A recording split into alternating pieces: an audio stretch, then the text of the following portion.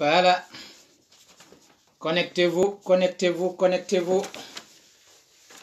Ñu jox leen ay information yu bees tàkk ci série bi nga xamante ne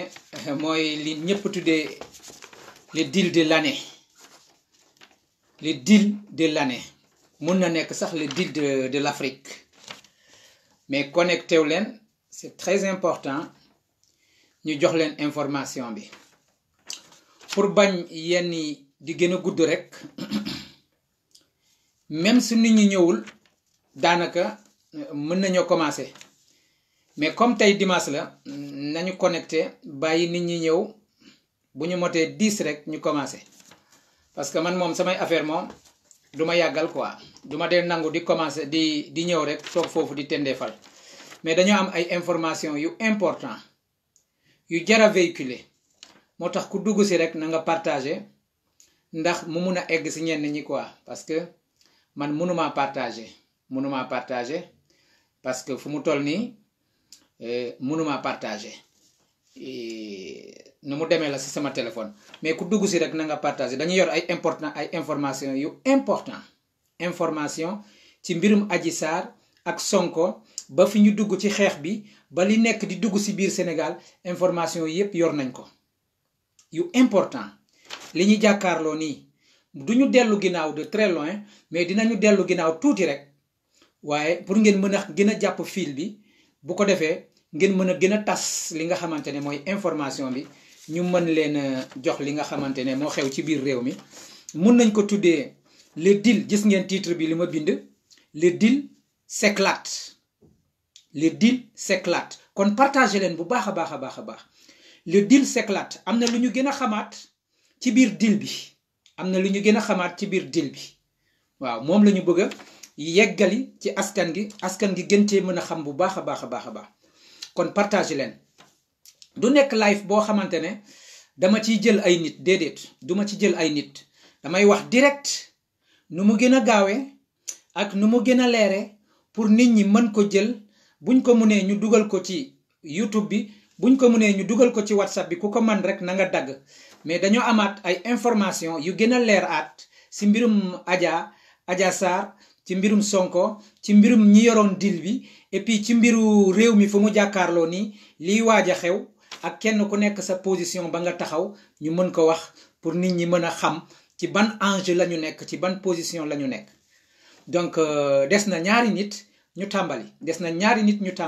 parce que à ce qui concerne les informations même boo leen amee 10 personnes bari na kon partager leen c'est très important suñu réew dafa toll ci diggante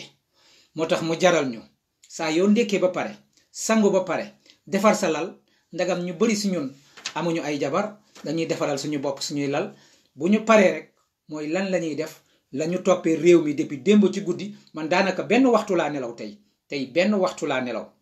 lu ci des yépp ci utum information ci mbirum Sonko ci mbirum gouvernement du Sénégal ci mbirum deal bi nga xamante ne ñu ngi koy def ci mbirum explosion deal bi ci mbirum Adja Sarr ci mbirum lépp waaw kay egg nañu 10 sama gaay kayit la de moom la ñu ñëwee li ci kayit la du loo xamante ne da ngay ñëw rek wax lu la neex déedéet kayit la dañoo jël temps def ay recherche dañoo jël temps déglu ñu am ay recherche yu fiable dañoo jël temps renseigné wu ci télévision yi dañoo jël temps fàttaleeku li gars yi doon wax ñu bëgg leen ko jébbal pour kenn ku nekk si yéen nga mun a am arme yi nga xamante ne moo mun a toog sa biir bopp gis nga nit boo amee arme kenn mënu laa génne ci li nga nekk boo amee arme doo tiit soo amul arme ci ngay ragal arme yooyu nag la ñu bëgg ba mu dugg ci boppu askan gi boppu sénégalais yi ñu xam lan la ñuy wax gars yi sama askan sama réew Sénégal man la Arya Ba Siit maa ngi leen di nuyu may àddoo depuis ci dëkk ba ñu naan Angleterre foofu Angleterre daanaka léegi def naa fi at ak ñeenti weer maa ngi ñëw novembre 2020 maa ngi ni tey février 2021 ci biir Angleterre waaye suñu réew egg foo xamante ne ku la newoon réew mi dina egg fii rek doo ko gëm parce que démb rek maa ngi seetaan ay vaar yu ñu may yóndee yu mot ay 10 vaar yoo xamante ne saay su nekk danañu teg Macky Sall lu mu daan wax ak tey lu muy waxaat li mu ne di waxaat Macky Sall lu mu daan wax démb ak tey lu mu nekk di waxaat mais bii nag nuñ ko tuddee Adji Sarr les vrais auteurs léegi dellootuñu ginnaaw de sama gars yi les vrais auteurs du complot léegi feeñ nañu ñi def complot bi dëgg feeñ nañu léegi ñooñu nag lañ leen bëgg a jottali pour ngeen mën a éliminer ñeneen ñi nga xamante ne ñoom la ñu njëkkoon a jot nga xamante ne ñoom ñoo ñu permettre pour ñu mun a jot ci ñi nga xamante ne ñoom ñooy les vrais auteurs voilà xam ngeen borom salon bi moom dañ ko fekk ci salon ñu ñaan ko dañoo bëgg a liggéey foofu kan moo ko ñaan ni damaa bëgg a liggéey foofu mooy Adja Sarr naka la ko ñaanee ni damaa bëgg a liggéey foofu dafa sukk di jooy Adja Sarr dimbali ma aw ma fu ma toog boo ma jàppalewul duma am fu ma toog jàppale ma sama yaay dafa gaañu man maa nga jóge ba ca dëkk ba jàppale ma nga jëlaat ma bu neexee yàlla dootuma defaat li ma defoon mu jooy foofu borom salon bi jël ko mais lu tax mu ñëw di jooy borom salon bi jël ko et pourtant Adja bu muy jooy jàpp leen bu baax samay wax Adja bi muy jooy pour borom salon bi jël ko booba mu ngi liggéey ci même quartier bi mais ci benn boutique boo xamante ne ndaw si ko moom madame Tall la tudd bu leen fàtte loolu madame Tall moomu bi ko Pape Alé posé question bi est-ce que xam nga ki fi doon jël si Adja ci biir salon de couture bi mu ne waaw xam na kan la moo ko jël si bañ ko laajee kan moo ko jël si dafa daal di répondre ne Sidi Mbay moo ko doon jël si waaye madame Tall dafa yokk ci wax ji nee ne Sidi Mbay da ko doon jël si waaye am na keneen koo xamante ne moom mooy yóbbu Adja Sarr moo yóbbu Adja pour mu seeti monsieur le président Macky Sall jàpp leen bu baax wax ji ñu ne ko kooku kan la mu ne ko kooku duma ko wax waaye bu waxtu jotee danaa wax kooku turam kooku nag ci lay ñëw wax leen kooku lay ñëw pour wax leen waaye nañu dellu ginnaaw ba Adja saraxoo ba nga xamante ne jël nañ ko ci biir salon bi lan moo tax Adja saraxu ba ñu jël ko ci biir salon bi c'est parce que kooku ku ko nar a yóbbu mu dem seeti ji le président ba mu am face à face bi ak président kooku moo ko ne demal nga saraxu ji fa nga nekk noonu fa nga doon liggéeyee te nga wax Malick te nga wax Sidi Mbay ni yow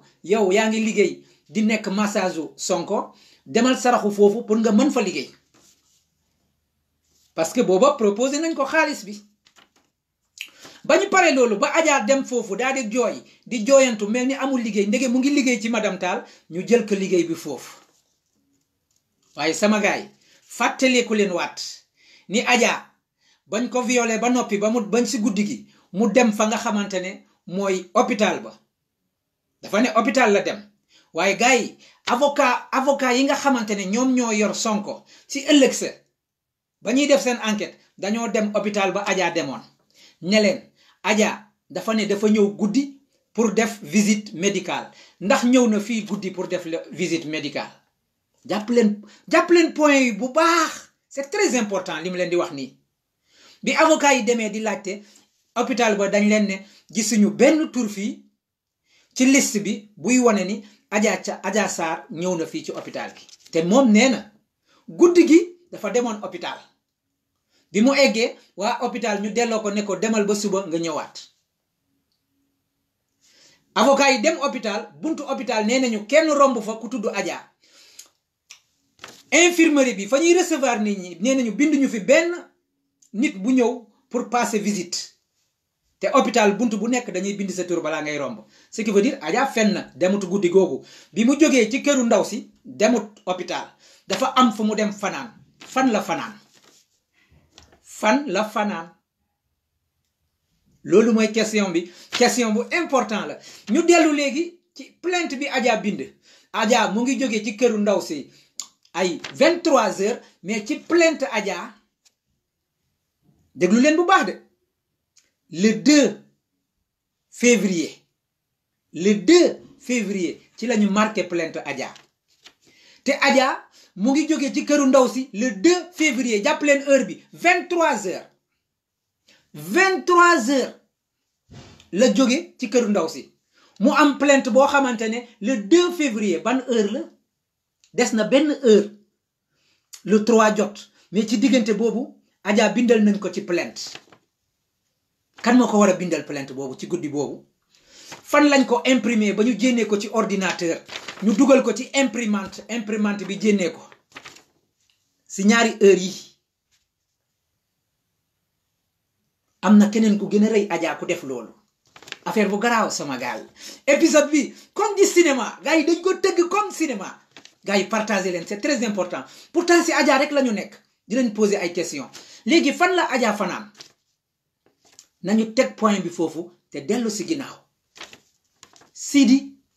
Sidi Mbaye nee nañ ko kan mooy sa pap nee nañ ko kan mooy sa pap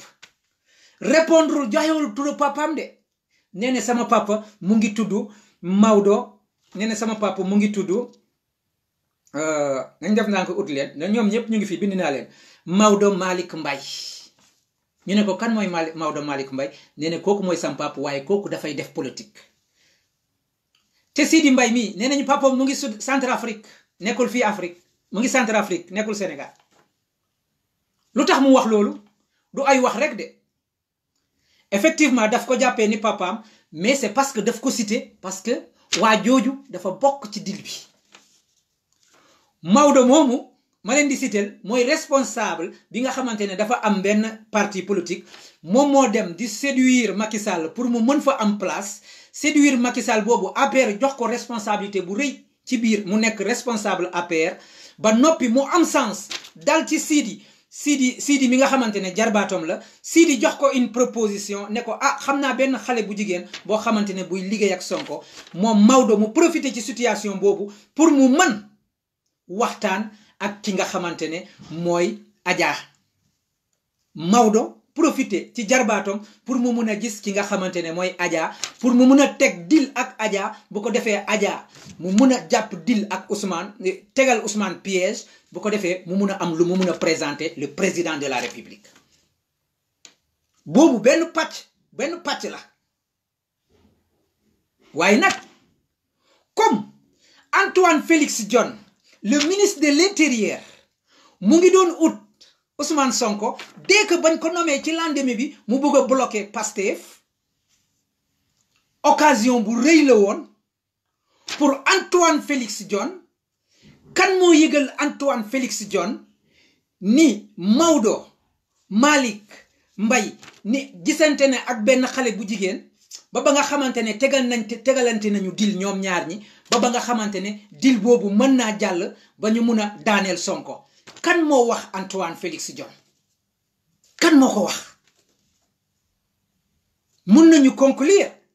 ni ki wax Antoine Félix Diome dil bi mooy Maodo Malick Mbaye moo ko wax dil bi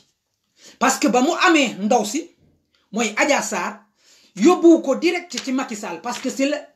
non naa bàyyi date bi tuuti bi mu tase ak Macky Sall parce que Adja toog na ak Macky Sall face à face te danañ leen wax kaddu yu mu wax ak Macky Sall kon gars yi partagé leen bokk Adja toog na ak Macky Sall ba ñu wax ñoom ñaar face à face dañoo waxtaan non la série film la série par série lay daw série ça par série moo tax boo leen paree na ngeen ko partagé mu law ci biir dëkk bi Maodo Malick ba nga xamante ne jot na Adja ba waxtaan ak moom ba ñu jàpp dil bi ba mu convaincre Adja ba mu delloo ko ci salon de coiffure bi salon de massage bi ba Adja convaincre salon de massage bi ba borom salon de massage bi jël Adja muy liggéey foofu ba nga xamante ne léegi moom dil bi mu ngi avancé en pleine vitesse ci la léegi Maodo Malick Mbaye jël ka nga xamante ne Adja daal di koy présenter Antoine Félix Diome ne ko am nañu benn dil bu rëy boo xamante ne danañ ko dóor mu daanu bu ko defee ñu pare ci ki nga xamante ne mooy Ousmane Sonko Antoine Félix ba mu jotee li nga xamante ne mooy dil bi moom ci la woo ki ñu tuddee Dior Diagne parce que avocat la booba Antoine Félix njëkk na teg dil bi échoué bi ñu ne dañuy tëj les comptes de Pastef parce que Pastef def na benn quête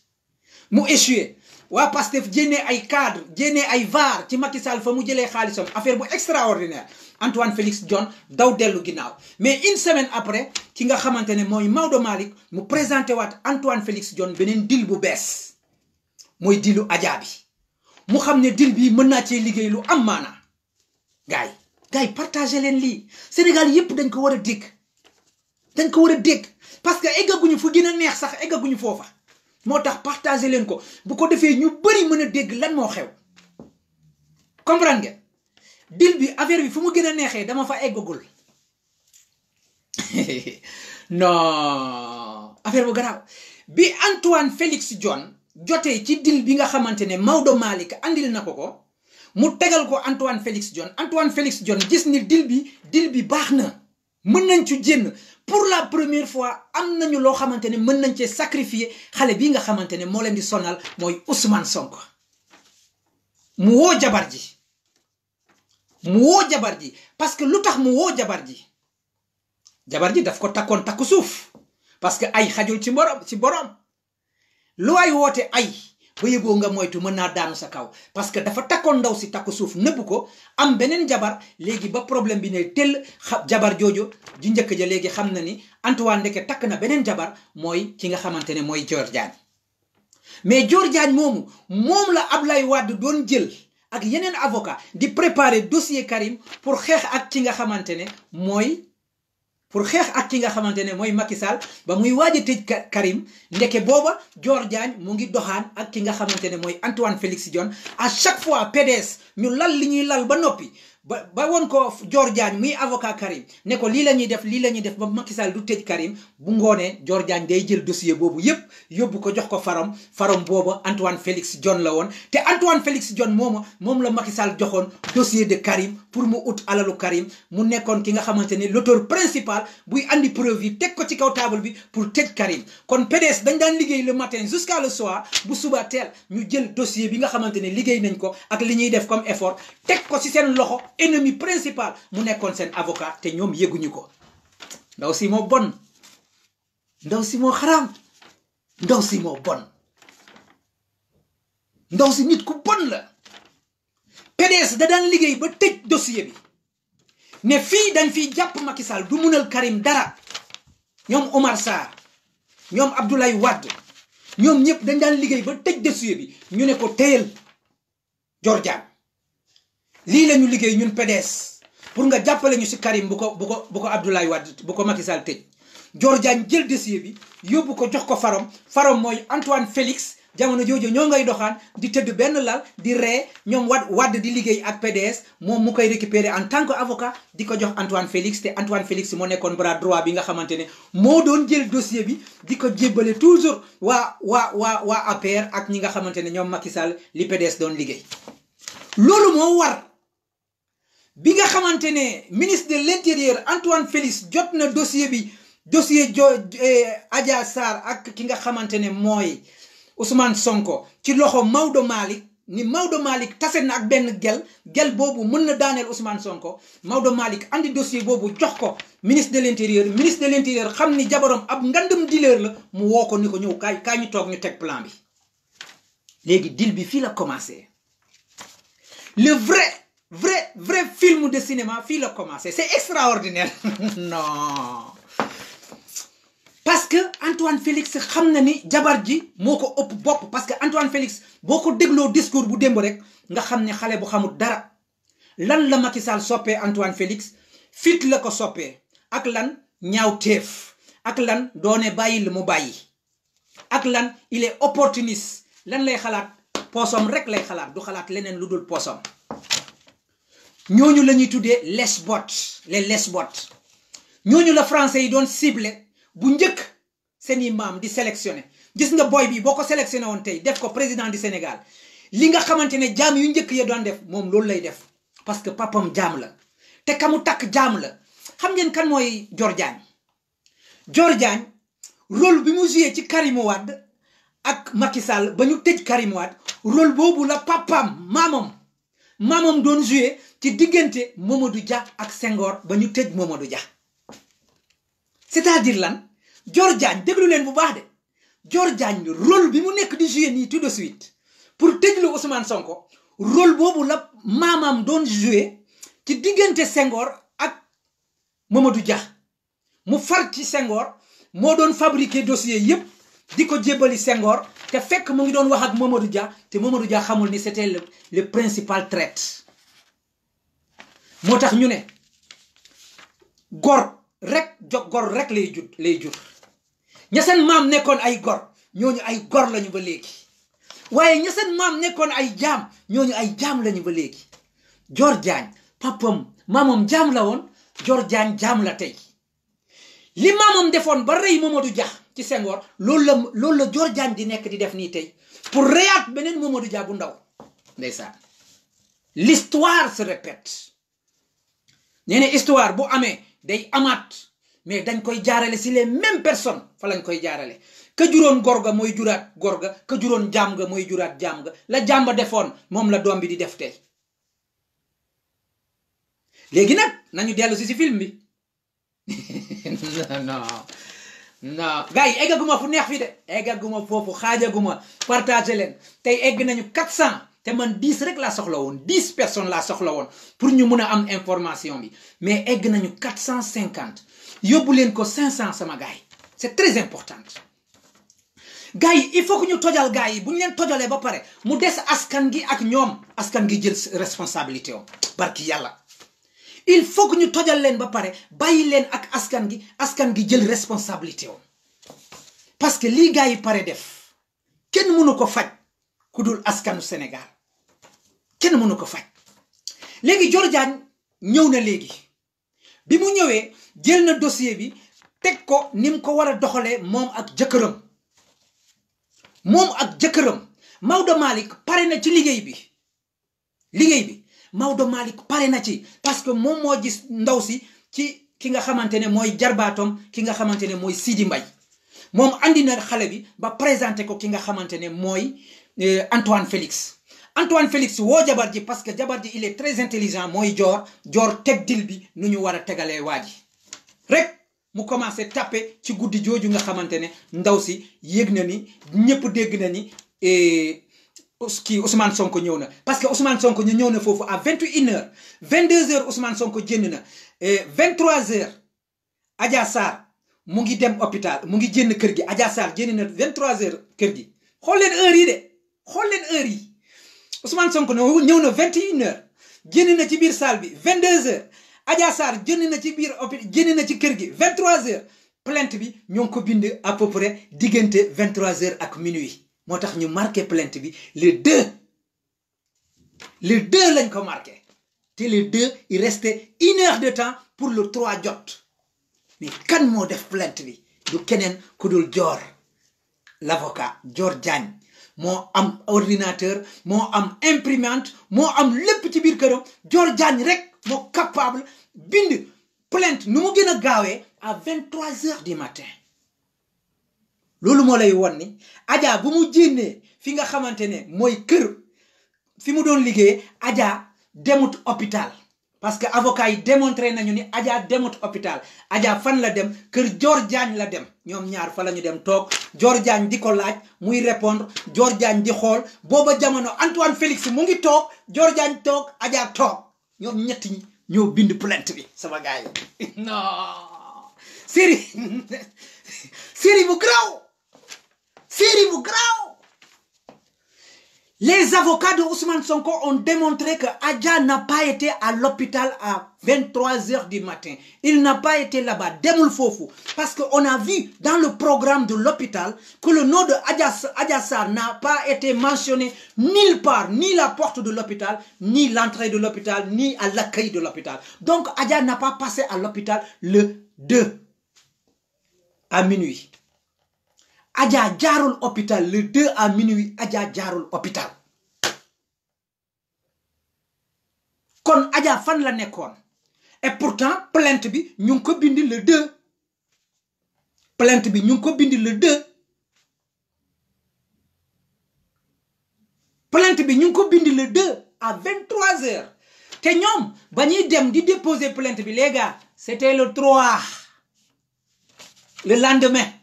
ci ëllëg sa la ñu dem di déposer seen plainte yóbbu ko di ko déposer plainte bi ñu bind le 2 mu des ñaari waxtu ñu bind ko le 2 ñu déposer ko le 3 à 16 heures à 16 heures loolu mooy Adja Sarr bi mu jénnee kër patron moom ak Malick Mbaye ak keneen ak Maodo Malick mu ngi woon ci biir oto bi parce que ñaari góor la woon ak ñaari jigéen ñaari góor la woon ñaari góor la xaw ma ñetti góor la woon ak benn jigéen Adja Sarr moo leen ñeenteel beneen nit ki kooku infirmière bi la woon infirmier je ne sais pas infirmière mais keneen ki Maodo Malick la mooy tonton mu kii Sidi Mbaye moom moo recruté Adja beneen nit bi mooy Dior Diagne waaye ba ñu jógee foofu ñoom ñëpp dañoo dem ci kër ki nga xamante ne mooy Dior Diagne pour bind plainte bi ba ñu eggee di bind plainte bi Antoine Félix mu nga fa woon parce que yëg na ni ñu ngi ci dil bi te yëg na ni jabar ji woo nañ ko ni Ousmane Sonko ñëw na kon ñoom groupe boobu yëpp ñoo bokkoon ci benn table di bind plainte bi moo tax plainte bi riche parce que dañoo ànd ak xeen dañoo ànd ak soxor dugal nañu ba dugal ay date yi nga xamante ne dañ cee bind ay loi assemblée nationale Sénégal da cee taxawal ay loi gouvernement Sénégal da cee def ay loi ba dugal ko ci biir loo xamante ne Adja sax mënu ko bind ndax iñaan ndax bañ doomu aadama ndax bëgg ko képp ndax bëgg eggaguñu sax sama gars yi xaajaguñu egg fi nga xamante ne non xaaral ma noppi partagé leen la saga Ousmane Adja série Ousmane Adja non léegi ba gars yi bindee lettre ba pare ngeen dégg lu xew ni yëpp tel am fii jàpp fii gars yi police def liggéeyam police dafa def liggéeyam ba mu mot sëkk ba police defee liggéeyam ba mu mot sëkk ba pare xam nga police am nañ ko chef bu paree liggéeyam déglu leen benn journaliste Walfadjri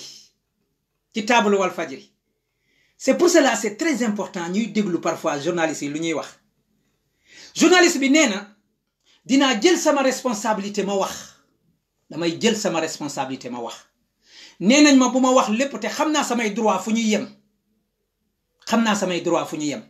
kon li ma samay droit jox ba fa mu yem loolu danaa ko wax journaliste mu ngi Walfadjri te dafa xaw a am doole tuuti muy sol benn col nii di ko teg nii fàtte naa turam am yaram tuuti quoi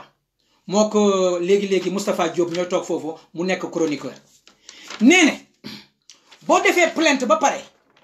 sa chef yow policier bi sa gendarme bi sa chef am na droit ñëw fekk la nga taxaw ne la dindil lii te yow gendarme boobu da nga koy dindi ba pare amoo droit pour signaler ko kenn da ngay noppi parce que c'est le droit c'est la loi te loolu def nañ ko ci plainte Adja dossier bi nga xamante ne policiers yi bindoon nañ ko ñii di woo bu leen woote parce que du ma leen jël quoi dama bëgg mu jëm ba jeex mu doon loo xamante ne nit ñi buñ koy déglu day doon lu simple moo tax du ma jël keneen quoi waa ji nee ne dañoo dindi enquête bi gendarmerie doon def dafa am luñ ci dindi parce que gendarmerie def na liggéeyam ba mu mot te loolu droit moo ko joxe boo liggéeyee ba pare sa chef mën na laa dindi loo dara te da nga koy dindi waaye kenn du ko wax kon lan la ñu dindi ci dossier bi xam ngeen lan la mooy turu Maodo Malick Mbaye dañ ko dindi ci biir naka la Maodo Mbaye duggee fii loolu dañ ko dindi lan la ñu dindi waat mooy kan moo bind plainte bi loolu dañ ko dindi kan moo ko bind Dior Diagne dañ ko dindi ki chef gendarme bi daf ko dindi loo gendarme bi dindi ko waaye gendarme bi amul droit wax gis ngeen gendarme bi mu bindee ba léegi kenn déggatu ko mu wax def na liggéeyam ba pare na ci dootu ci waxaat parce que loi bi moo leen jox loolu loi bi moo leen ne boo leen defee ba pare sa chef am na droit ñëw ne la lii dindi ko jox ma dossier bi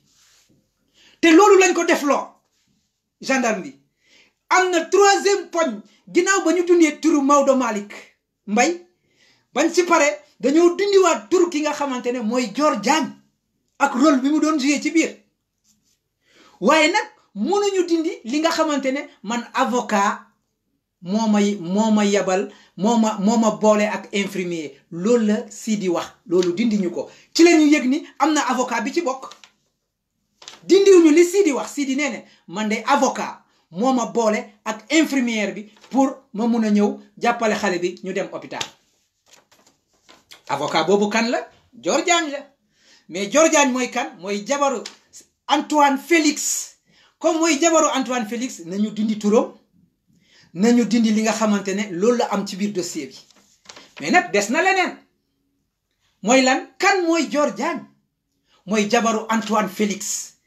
si la ñu dindi tamit turu ki nga xamante ne mooy Antoine Félix ñetti ñiy bokkoon nañ ci biir dossier bi sama gars yi te eggaguma fi gën a garaaw gars yi partagé leen des nañu benn ñu egg 1000 dese nañu benn ñu egg 1000 life bi c'est extraordinaire oh là là là là là man samay live xam nga fan lay toll ay 14 personnes laay am ay 2 personnes laay am ay 3 personnes su ma paree mun ñu andil la fii ay 100 personnes ñoo koy xool wala ay 300 personnes waaye c'est important pour Sénégal xam sama gars yi dañoo egg ci réew boo xamante ne diggante la pour mu dugg foo xamante ne foofoo gën a baax ci diggante boobu réew moom bu duggul ci diggante boobu day dugg fi nga xamante ne moo gën a lëndëm dañoo egg pour dugg dans la plus pure des dictatures ou dañoo egg pour dugg foo xamante ne c'est la route vers le développement du Sénégal foofu la ñu toll billahi bu ko ñëpp xamoon si benn fan Macky Sall dem bàyyi ñu seet déglu leen bu baax li ma leen di wax dañoo egg ci carrefour boo xamante ne dañu nar a yàqu ba faw ila yow mi diini Sénégal dootul baax ñu rëcc ci diggante boobu ñu baax mel ni Dubaï wala mel ni Singapour wala mel ni New York parce que dañoo yor ñaari nit ñoo xamante niroowuñu kii moo gën a yées Firawna kii boo ko jëlee di nga boole Cheikh Anta Diop Kwame Nkrumah Thomas Sankara ñoom ñett ñooñu ñëpp boo leen ko boolee ñoom ñett ñooñu boo leen ko boolee kenn rek di nga Ousmane Sonko moo leen ëpp doole defe naa ni déggu leen ma bu baax de boo jëlee Kwame Nkrumah jël Thomas Sankara jël ki nga xamante ne mooy Cheikh Anta Diop ñoom ñaar ñi boo leen boole ñoom ñett ñi boo leen boole doyuñu sax Ousmane Sonko moo leen mën moo tax Ousmane bu jëlee nguur gi ñun dañuy dugg ci développement waaye Macky Sall bu continuer yor nguur gi ñun ilaa yow mi diini dootuñu baax ilaa yow mi diini diggante boobu la ñu toll moo tax dossier bi ma yor mu important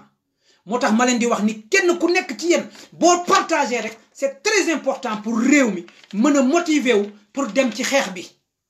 billahi pour réew mi mën a jóg tey ak suba dem ci xeex bi tout se joue aujourd'hui et demain lépp mu ngi joué tey ak suba amul gannaaw suba Ousmane Sonko dañ koy rey tey wala suba Macky Sall dañ koy rey tey wala suba foofu la jeu bi nekk ku la wax beneen jour mu ngi lay nax ku la wax tout est en train de se jouer aujourd'hui le moment où je parle avec vous et demain c'est terminé le combat le Sénégal va se développer ou le Sénégal va devenir pauvre pour l'éternité et ça sera la triste réalité qu'on n'a jamais accepté de vivre kon nañu dellu si ci li nga xamante ne mooy dossier bi léegi nag Dior Diagne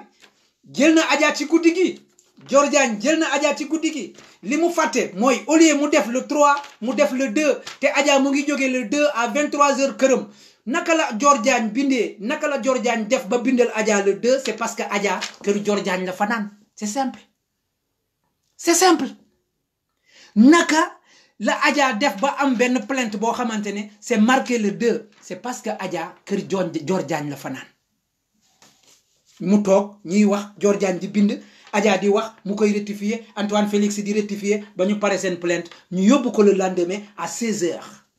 à la gendarmerie ñoom ñoo ko yóbbu ba ñu tiim gendarmerie bi ñu teg ko foofu ñu dellu si parce que la preuve pour ñu xamal leen ni lan moo tax nga xam ni Dior Diagne ak Malick ak Sidi Mbaye ñoo yóbbuwaat Adja ba ci këram ba ci gendarmerie bi mooy après ba ñu interroger Adja ba pare à 16h la gendarmerie Adja est revenue dans le salon de massage dafa dellu si waat ci salon de massage bi mais moo kan moo benn jigéen ak chauffeur bi ci biir oto bi ci oto bu ñuul boobu kon Dior Diagne mu ngi doon xaar Adja ci biti police bi dugut mais mu ngi woon ci biti police bi ak Malick ak Sidi Mbaye ñoom ñoo ko yóbbuwaat parce que ba mu fa jógee dafa dem ci këru ndaw si egg foofu génnee ay yéreewam yépp sànni ko ci biir salon bi ne leen jël leen lépp ma may leen man je suis riche je suis devenu riche parce que il pensait que la plainte si bis boobu rek la ko gendarmerie di ko convoqué elle se trompait trop fortement épisode bi di continuer léegi ñoom le 2 ñu exploser problème bi ci biir Sénégal le 3 du moins le matin ñu commencé di dégg ay rumeur Antoine Félix Diome jël dossier bi yóbbu ko léegi won ko ki nga xamante ne mooy borom bopp réew mi borom bopp réew bi joxe ordre ñépp ci biir APR mu ne leen bu kenn waxati na ngeen ne tekk ci biir problème ñu laaj Antoine Félix borom réew mi mu laaj Antoine Félix ne ko mbaa dossier bii Antoine Félix c'est extraordinaire gars yi ñoo ngi egg 1300 musuma fa egg tey da ngeen maa sagal xam nga lan mooy sagal tey da ngeen maa sagal man samay live 15 personnes laa ko doon def tey ñi nag ma yóbbu ba 1300 gars yi dugal leen ko 1500 waay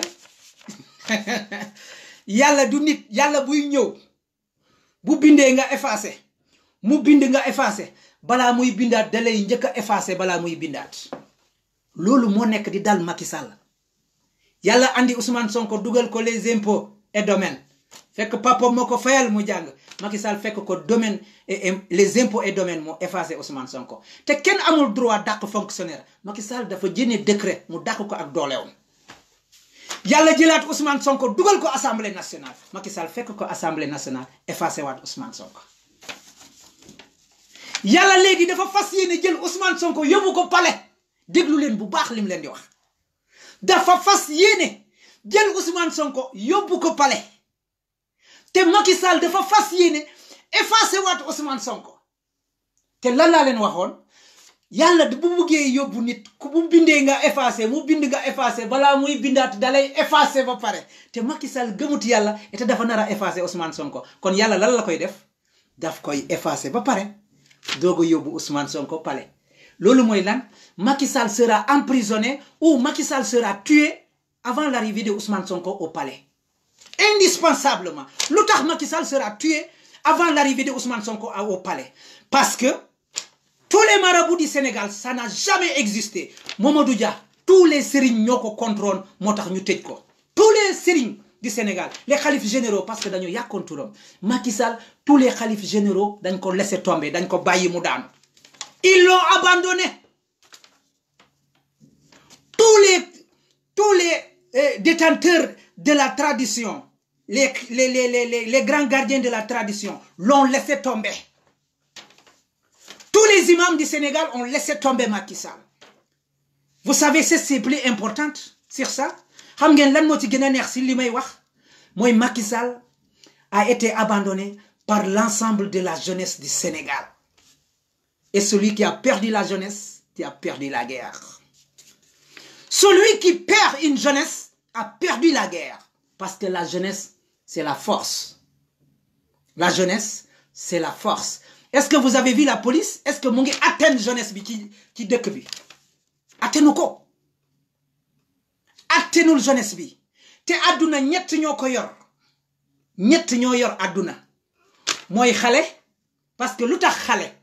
fépp foo gis fu neex danga fay fekk xale mu toog parce que xale bëggul fu naqari moom day ree di daw foo gisut xale rek bu yeboo bu fa toog te biir Ousmane Sonko bu ñu nee ñiy njëkk a yegsi mooy xale yi borom muscle yi borom doole yi ñu ngeen fay fekk mu taxaw ñu yëkkati ay dënn ne Ousmane ñoo ko jox suñu bakkan danga fa fekk xale yi kër Ousmane Sonko bu ñu nee mitim danga fa fekk Ousmane Sonko ay xale ñu taxaw bu ñu nee l'escorte la sécurité de Ousmane Sonko le développement la culture don de sang cultiver enseigner di ngeen fa fekk la jeunesse de Pastef ñuy def loolu yépp waaye boo waxee yërmande sama askan boo waxee yërmande sama askan danga dellu ne jigéen te jigéen ñooñu nag ñooñu la Macky Sall tëj si kaso pour la première fois dans l'histoire du monde du Sénégal La première fois, plus de 15 femmes du Sénégal ont été emprisonnées, torturées, laissées sur le carreau,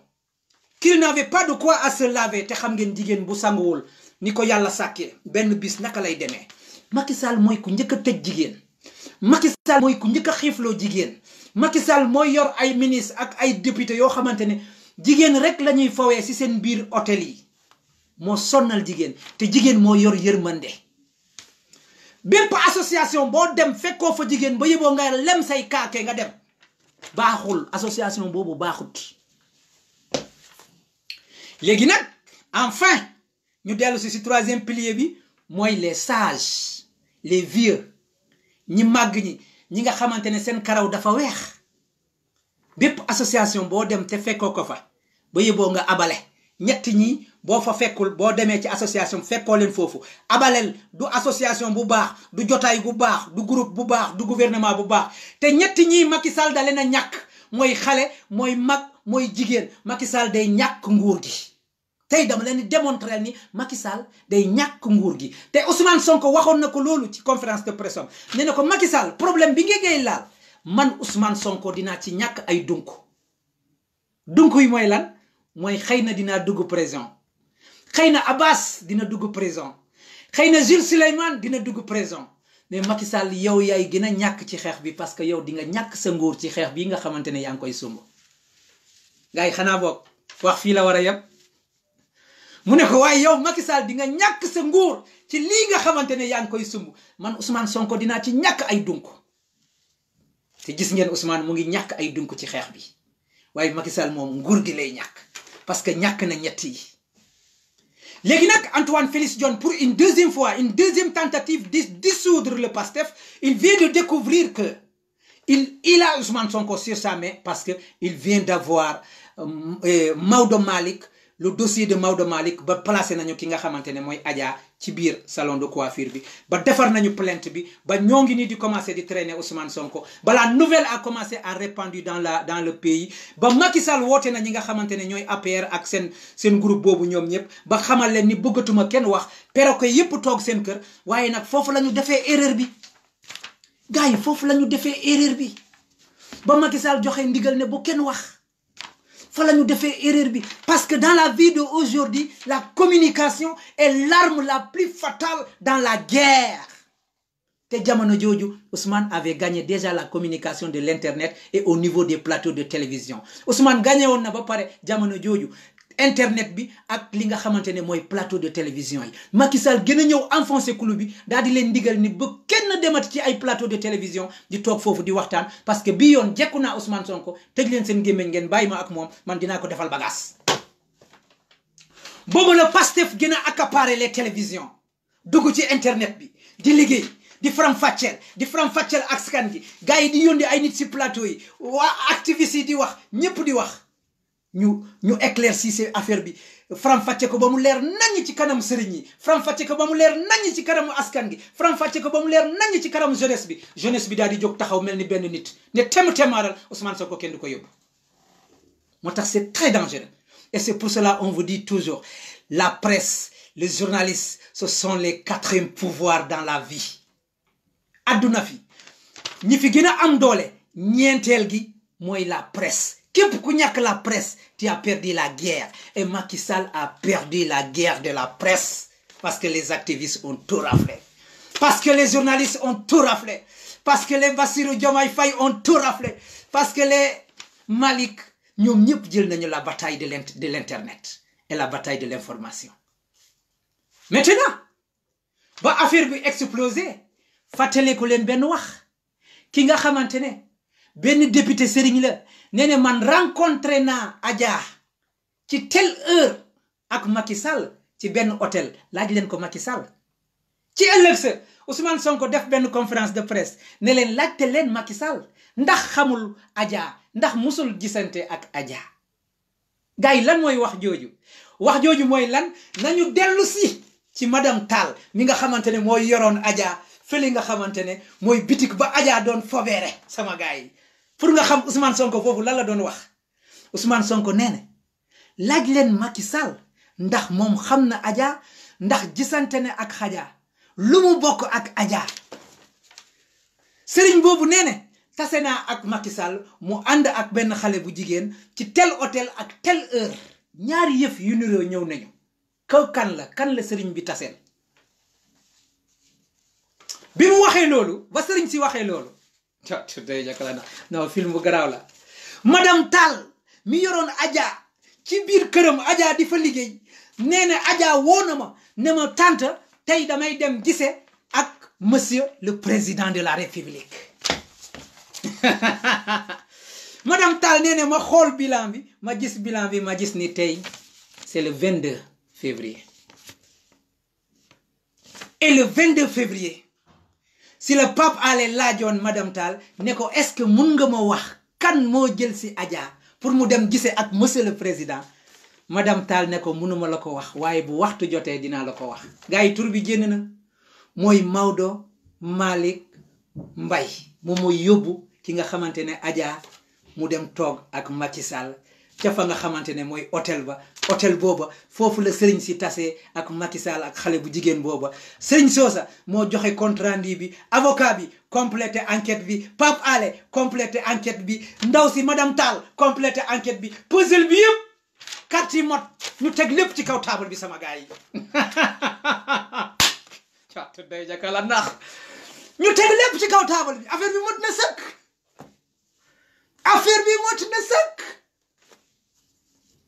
Maodo Malick moo commencé deal bi mais Maodo Malick moo yóbbu Adja ci Antoine Félix mais Maodo Malick bëggul perte li nga xamante ne moom la am comme dossier bu rafet pour mu xamal Macky Sall ni man maa andi Adja Sarr man maa téye Ousmane Sonko moo taxit Maodo Malick bëggul bàyyi Adja Sarr ministre de l'intérieur di ko yóbbu këram moo tax Maodo Malick ci boppam moo jël Adja Sarr yóbbu ko pour won Macky Sall ni maa ngi nii andi naa xale baa ngi nii kii mooy maase Ousmane Sonko monsieur le président dama bëgg nga wax ak moom boo waxee ak moom ba pare nga delloo ma li nga xamante ne moom laa moom yóbbuwaat ko mu continuer li nga xamante ne mooy mission bi. gars yi ñoo ngi ci 1900 na doon 2000 waaye sama gars yi xanaa lii neexut sama gars yi moo tax Ousmane Sonko ne leen laaj leen Macky Sall ndax xamut kan mooy Adja Sarr. dama am benn frère boo xamante ne waa ji man nanduwuma ko naada quoi ngeen baal ma waa ji comprendre ma dara ci moom quoi waa ji saa yu may live rek su ma gisee en ligne rek si la may woo yàq sama live et pourtant chaque jour dinaa ko wax ni maa ngi live bul yàq sama live mais moom mu ngi may xool en direct mu ngi gis ni maa ngi live mais dina ma woo yàq sama live quoi non nit ñi ti comprends rien quoi. effectivement léegi nañu bàyyi waajooju ñu dellu si continuer maa ngi doon dem bay dugg les 2000 parce que maa ngi woon 1200 1900 léegi yóbbu na ma 1700 gars yi delloo leen ma 2000 s'il vous plaît pour ngeen remercier ma ci li nga xamante ne mooy dossier bi mais dossier bi pareeguñu si ñu ngi ñëw fi gën a neex mais yegg nañu nag si digg bi yegg nañ ci digg bi léegi nag partagé leen ko mu dem Macky Sall toog na ak ki nga xamante ne comme ni mu leen ko waxee mooy Adja Sarr mu ne Adja Sarr li mu wax Adja Sarr mu ne bul tiit waa ji plus fort la rombee Ousmane Sonko la tudd du dara waa jooju mënalu la dara te dañ lay defaral passeport yóbbu la Taïwan lañ ko bëgg a yóbbu Taïwan lañ ko promettre ni foofu lañ koy yóbbu Taïwan de xaw ma ban africain ban sénégalais mooy dem pour gis ko foofu kenn du ko fa gis mais Adja Sarr dafa rëy làmmiñ Adja Sarr da doon passante après rendez-vous bi ak Macky Sall da doon passante SMS yi ak xaritom yi pour wax leen ni tey dafa gisee ak monsieur le président pour wax leen ni man gisee naa monsieur le président te danañ ma defaral passeport te damay dem Taïwan dëkk bi jarul jàng dëkk bi dil rek da ngay teg dil nga jàll loolu la Adja Sarr doon xamal ay xaritom Sénégal lu tuuti la 15 millions d'habitants la Brésil 280 millions d'habitants 280 millions l'Amérique c'est presque 300 millions l'Europe c'est presque 300 millions 1 milliard et quelques en Chine 1 milliard 200 et quelques en Afrique Sénégal 15 millions d'habitants ñëpp a xamante koo bind wala koo téléphoné sa morom dégg na te xam na la nga wax kon fii loo fi wax nit ñi xam ko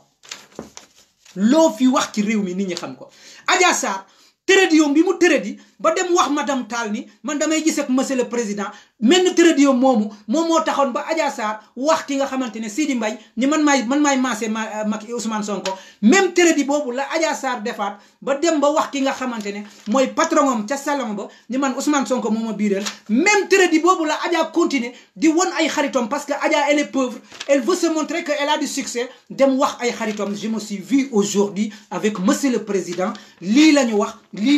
dinañ ma defaral passeport fii laa jëm nag nii laay def man ay dil laay teg Sénégal yépp dil rek lii moo tax lépp feeñ c'est parce que kañu amal affaire du tëj gémme ñoom day wax c'est parce que kañu amal affaire am day wax rek amul sutura amul secret léegi gise na ak Macky Sall ba pare ñibbisi na ñëw na toog këram gars yi déclenché li nga xamante ne mooy léegi procédure bi léegi nar a continuer waaye ba procédure bi demee ba ci digg bi ba après ba Pastef déclenché la machine de la propagande la machine des activistes la machine des journalistes les Malick Ndiaye ñu jóg Arjuma Faye Arjuma Ndiaye Arjuma Sow ñu jóg ñoom Ousmane Sonko jóg ñi nga xamante ne ku nekk ci Pastef jóg na les journalistes jóg même mbooci jigéen yi ci biir Pastef ñëpp a jóg Sénégal jóg taxaw xam ngeen lan moo andi nag conclusion bi les sama gars yi mooy sëriñ si bu ñu jógee doomu Abdoul Aziz Dabakh dellu si leen ginnaaw doomu Abdoul Aziz Dabakh nee nañu dafa baax moo tax ñu ne ko da baax bi mu jëlee kàddu gi ne leen la jeunesse du Sénégal fexe leen ba dagg buumu jaam bii nga xamante ne takk nañ leen ko te ngeen respecté ndaxte ci biir réew mi am na ñoo xamante ne danañu xooslu ba am ba benn xottu oto ngeen dem taal ko boobu loolu moom wax dëgg yàlla baaxut kon teg leen lépp bu leen taal loolu waaye fexe leen ba dagg buum bi ak noo leen ko mën a daggee gars yi dugg naa 2000 c'est extraordinaire tey dama bég quoi doomu Abdoul Aziz boobu Dabakh moom moo tax ci bis boobu y avait 6 sëriñ yoo xamante ne ci biir réew mi nee nañu si seen biir pop ak seen conscience il est temps de parler que ce gars était en train de nous humilier dans l'ombre mu ngi ñu doon humilier bis bu nekk ci kër gi te kenn ñemewul wax comme maamu Abdoul Aziz gor goo xamante ne Sénégal yépp xam nañ ko jur na ku nga xamante ne mooy gor ni maamu ki nga xamante ne mooy joor jur na jaam parce que moom maamam jaam la mais bii yoon papa yi Abdoul Aziz maam Abdoul Aziz doomam moo jënn kon képp ku nekk gor ci biir réew mi da nga war a jënn wax moo tax ci bis boobu nga xamante ne doomu Abdoul Aziz wax na lu mot 5 sëriñ ñëw nañu mottali ko mu doon 6 ñu wax ci kàddu gi si biir si guddi googu à partir d'aujourd'hui on laisse tomber Macky Sall on vient de lâcher Macky Sall tous les sëriñ du Sénégal viennent de lâcher Macky Sall ce jour-là. Touba a lâché, Ndiassane vient de lâcher Macky Sall, Kaolack vient de lâcher Macky Sall, Tivaouane vient de lâcher Macky Sall, Thiénaba vient de lâcher Macky Sall, Diamalaye vient de lâcher Macky Sall. Macky Sall vient de tomber ce jour-là. Parce que le Sénégalais, où il se trouve, boko laajee mu ne la diw mooy sama sëriñ. Macky Sall daanu na ci bis boobu. Qu'est-ce qui s'est passé bi Macky Sall woddee ci bis boobu? Est-ce que xam ngeen ni dans le palais présidentiel ay famille ñu ngi foofu daw nëbbatu foofu ay famille parce que ak Mermoz kër Macky Sall ay famille yu bëri ñu nga fa daw nëbbatu ay famille ministre dañoo fàq fépp ñii ay juge lañu ñii ay député lañu ñii ay ministre lañu dañoo feesal palais présidentiel ak Mermoz kër Macky Sall parce que lu tax ñu ngi taal seen kër yi parce que lu tax xam nañu nguur gi day daanu parce que lu tax dañoo ragal ñu rey leen moo tax ba ñuy dem di taal seen kër yi fekk ñu fa kenn kër gu ñu taal duñu fa fekk kenn kër gi rek lañ fay fekk léegi nag fa ñu nekk ñooñu ñoo ngay xuloo jaxasoo nañu seen biir ñii di accuser Antoine Diome ñu ne ko waroo woon laal lii yow waroon nga étudier bu baax plan bi waroo woon laal lii ñii di accuser kii Maodo Malick ba ngeen xamee ni plan bi fii la naroon a andi affaire bi waroon ngeen ko teg ci suuf léegi xool leen ñu fi ngeen ñu yóbbu fi ngeen ñu andi jubootuñu seen gars yi seen kër foofa moo tax dégg naa foofu ñu nekk noonu Mermoz dañoo teg ay tireurs d'élite ci kaw étage bi ay tireurs d'élite lañ fa teg manifestants yi bis bu ñuy ñëw foofu ku ñëw danañ la wàcce waaye bu askan décidé doomu aadama mënu ci dara danga rey ba sonn danañ leen fekk foofa ci kër googu kër googu danañ leen fekk ci Mermoz ñoo nga foofa ci Mermoz di abante duus yi ak ndox mi pour sanguñ famille gouvernement bi yépp ñoo nga foofa ñeneen ñu nga pale moo tax gisu leen kii vendredi bi dañoo jël ay grilles baare ko pour nit ñi bu ñu mën a egg pale parce que dañoo tiit dañoo jaxasoo ñoo ngay xuloo seen biir kër mais nag responsabilité bi ñeent ñoo ko moom te ñeent ñooñu ils sont obligés de prendre les risques ñu avancer mooy kan Antoine Félix te comme jabar ji mooy auteur bi tëgg film bi mooy Dior Diagne nga boole ci Maodo Malick nga ñëw andi quatrième bi mooy Macky Sall ñoom ñeent ñoo tëgg dil bi comme ñoom ñeent ñoo tëgg dil bi toj na sama gars yi lii moo waral ma bind ci kaw l'explosion le deal s'éclate ñeent ñi ñoo yor dil bi te dil bi toj na léegi nag dil bi toj na naka la ñuy def où sont les portes pour s'échapper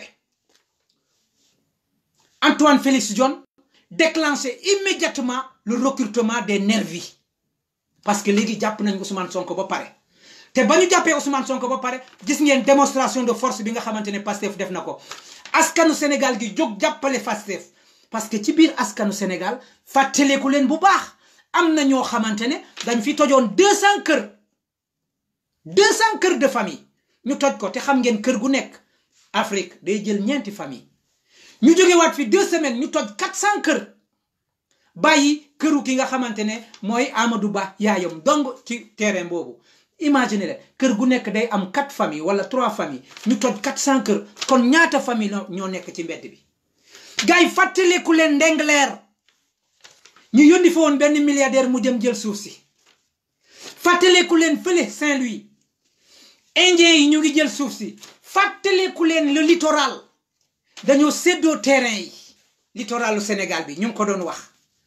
gars yi fàttaleku leen la corruption de nos magistrats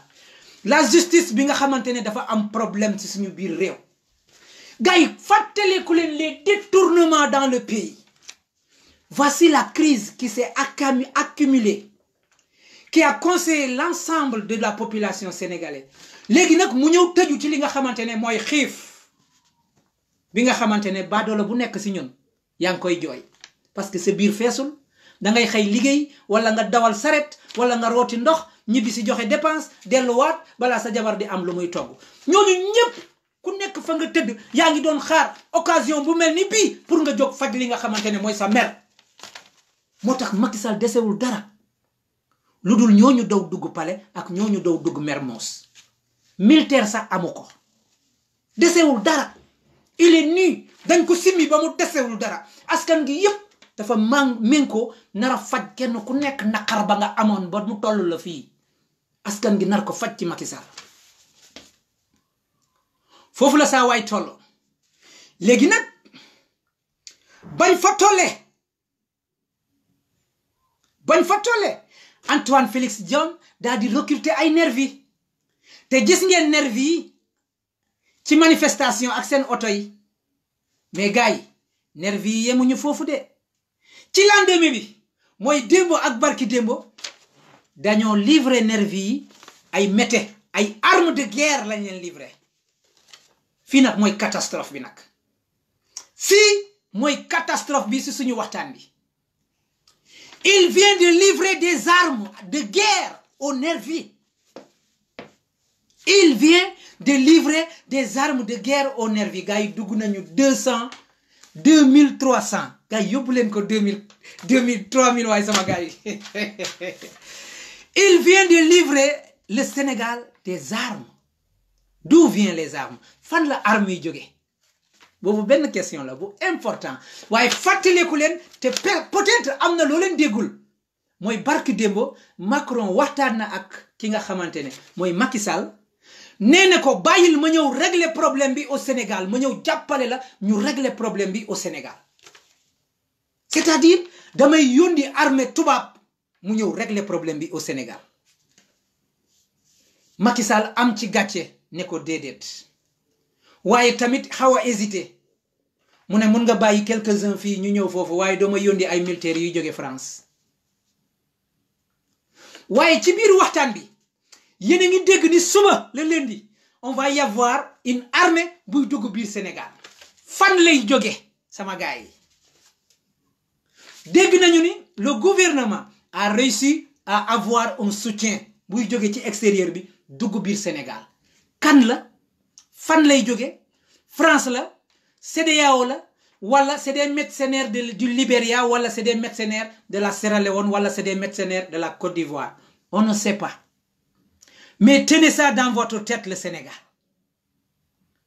Sénégal est en train de basculer. Le Sénégal est en train de basculer. On est en train d'entrer dans le trou. Ñoo ngi waaj a daanu ci biir pax. Et c'est pour cela ñoom andi nañu armée ba pare te nervi yi bariwuñu te séddale nañu armée nervi yi ba pare mais am na benn groupe buy ñëw ay mercenaires lañu peut-être yuy jógee Libéria wala Côte d'Ivoire wala Sierra Leone peut-être ay mercenaires yuy jógee France la mais ñooñu bu ñu yegsee armée yu ñu war a utiliser déjà yegsi na mu ngi biir Sénégal parce que ci la ñu tibb jox nervi yi ay armée yu bees tàkk la ñu yor ay métrailleur fii la nag beneen question ñëw léegi bu bees mooy lan mooy ñi nga xamante ne mooy suñu sëriñ yi les marabouts doivent prendre leurs responsabilités le plus rapide immédiatement sëriñ yi dañoo war a jël seen responsabilité nu mu gën a gaawee parce que waxtaan nañu ak Macky Sall déggul Macky Sall yónni na fa démboo ay ndaw sëriñ yi dàq leen léegi sëriñ yi wane nañu ni ñoom ils sont pas neutres il y a plus de possibilité de laisser Macky Sall faire entrer une autre armée ici dans notre pays la seule solution bi nga xamante ne sëriñ yi moom la ñuy war a def mooy nañu joxe ndigal taalibe yépp yi nga xamante ne ñoo nga Tuuba Tiwaawoon Njaareem Kaolack Ceneba Jamalaay nañ leen jox ndigal pour ñu défendre la nation suñu bëggul suñu réew mel ni Libéria bu ñu bëggul suñu réew mel ni Sierra Leone bu ñu bëggul suñu réew mel ni Côte d'Ivoire parce que bu ñu nekkee fii di masla les mercenaires quand ils vont arriver demain benn sëriñ dootul jarati lii tar ci biir réew danañu massacrer famille bu nekk danañu tëddee jigéen bu nekk danañu tëddee xale bu jigéen bu nekk danañu jël xaalis bu nekk ci kër te kenn du ñeme wax piip ci suba la rek suba la donc moo tax sëriñ si dimbali leen ma ngeen yóbbul ma parti bi ba mu egg ci sëriñ si ils n'ont plus le choix ils n'ont qu'à donner les ndigal ñu jàkkaarloo ak Macky Sall ñu dàq ko suba buñ ko dàqul suba Sénégal dugg na ci guuta ba ilaa yow mi diini parce que waa ji il n'est pas prêt à reculer parce que lan la il a vendu le pétrole il est rentré dans ce problème est plus grave que le pétrole parce que ce problème va renverser Macky Sall et Macky Sall bëgguta daanu wax na ko man ñàkk sama nguur moo ma gënal ma daanu wax na ko te kon comme ñàkk bakkanam moo ko gënal nguur gi daanu Macky Sall dina fi dugal mercenaires yi te dina yàq Sénégal ni Alassane Ouattara yàqee woon la Côte d'Ivoire dina yàq Sénégal ni ci nga xamante ne Alpha Condé yàqee le Mali dina yàq Sénégal lu weesu nu ñu yàqee Mali kon sëriñ si na jël responsabilité fii fu mu toll nii benn atu dong la ñu am na sëriñ si jox responsabilité ndigal taalibe yépp ñu jóg comme ni ko sëñ Touba defee woon ñu jànkonteel ak Macky Sall suba bu ñu rawee yàqu nañu ba faw bu ñu suba rawee yàqu nañu ba faw laa wax parce que Macky Sall ak Antoine Félix sont prêts à se suicider parce que Antoine Félix xam na ni c'est lui l'auteur du deal parce que xam na ni jabaram mu ngi ci biir moo tax ngeen dégg ko muy wax affaire kasaw yi discours am bii mu def nii dafa tiit xamul fu mu def mais il faut que mu suicider wu parce que y a plus de porte de sortie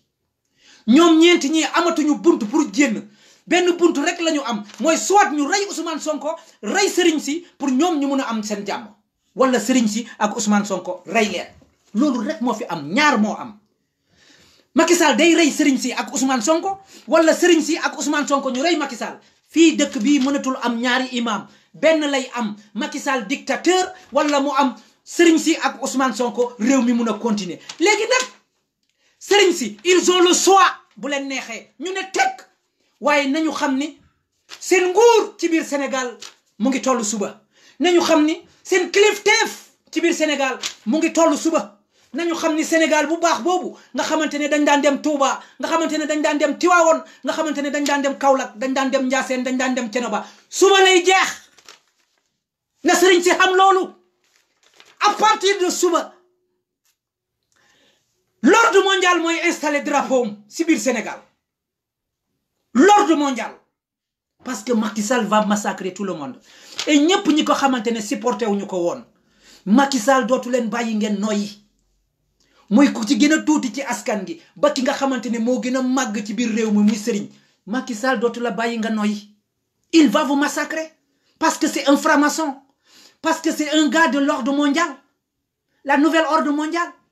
parce que c'est un esclave des Occidentaux. C'est parce qu'il a vendu le pétrole, il a vendu le gaz, c'est parce qu'il a vendu les zircons, c'est parce qu'il a détourné l'argent du pays. C'est parce que du jeex kooku mënul dellu ginnaaw li mu yàq ci réew mi dafa rëy kooku mënul dellu ginnaaw kooku il faut que mu joxe bakkanam ndax yéen sëriñ si bëgg ngeen joxe seen bakkan ndax yéen askan gi bëgg ngeen joxe seen bakkan ndax Pastef pare na pour joxe bakkanam à bon entendeur tubaab bi nee ne ñun ñoo ko déggandoo kenn ku nekk na jël responsabilité am waaye sama gaay ci ginnaaw loolu laa leen di waxaat ni ginnaaw sëriñ si ñi muy war a jël responsabilité am ki gën a màgg foofu ki war a jël responsabilité am mooy ñi nga xamante ne mooy l'armée sénégalaise. Écoutez bien depuis une semaine askan gi mu ngi xeex armée bi yóbbu leen vidéo bi tamit dagg ko ci boor bi jox ko armée bi depuis une semaine la jeunesse sénégalaise est en train de lutter ñu ngi leen di xool pour ngeen ñëw def au secours nanguwu leen def au secours mais maa ngi leen di xamal ni am na benn waay boo xamante ne mu ngi ñëw mu ngi tudd Macky Sall dictature lay ñëw installé Sénégal di ngeen gis bëccëg ndar kamb ñu téye ab généraux wàccee ko ci place am tëdd ak jabarom tëdd ak doomam ba pare ñu rendi ko te yeen armée doo leen ci mën dara parce que barki démb rek la ñu dàq fii ay militaire lu musta am ci Sénégal te musu leen new leen piip te kenn mënu ci dara armée Sénégal boo leen dof liyee ba milice yi di ñëw mercenaires yi Macky Sall di envoyé ni ñëw te seen armée yi ñu ngi seen armée yi yegsi na ba ñu ngi nii toog di leen xaar bu milice yi ñëwee ba jël armée yi yéen armée Sénégal amatu leen place fii si biir réew mi yaa ngi dagg sama laay sama